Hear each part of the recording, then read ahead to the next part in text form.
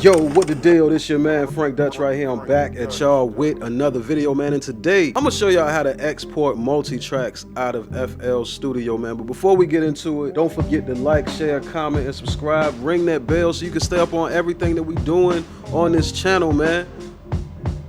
You doing it right now, right? You did it? All right, let's go. All right, so you got your beat up and finished right here, right? This is the whole beat. You got everything arranged out and everything, right? This is what you want to do. Everything has to be separated. You know what I mean? You can have some things going into the same channel like that you wanted to go to, but everything has to be separated onto the mixer channel. And you do that by aligning each sound with the number corresponding to the track. You feel what I'm saying? So right here, I got a flute. I got that going to mixer channel 1.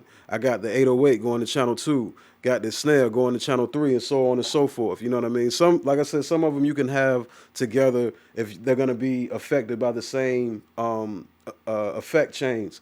But just know when you go to export it like this, say like if you have a snare and a hi-hat that you have going to the same effects channel, it's going to be the snare and hi-hat together when you go to export it. So just keep that in mind. You want to export the beat like you would any other time, like you doing the 2-track, and it's going to bring you to this screen right here if you're on a Mac. I forget how it looks if you're on a PC, but it's going to basically bring you to the screen where it has you name whatever it is you want to name it.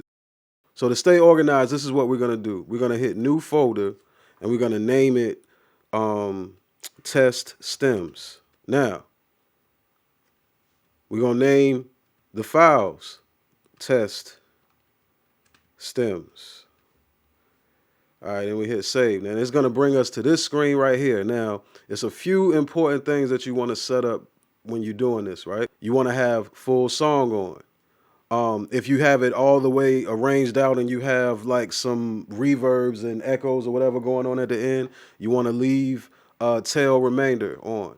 We want to keep it on wave. We want to keep it on wave, and we want to change it from 16-bit to 24 or even 32 if your computer can handle that. Go watch my video about sample rates and y'all will understand why. As a matter of fact, even this particular session that we're in right now is in 88.2. So yeah, anyway, 24-bit. And then down here, you want to make sure that split mixer tracks is enabled, right?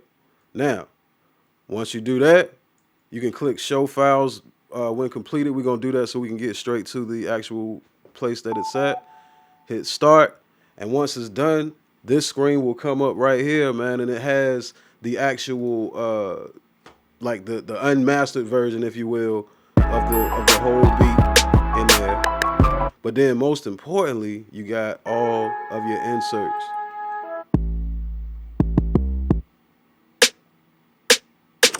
I hope this video helped y'all. This your man Frank Dutch right here, man. I'm out. Peace.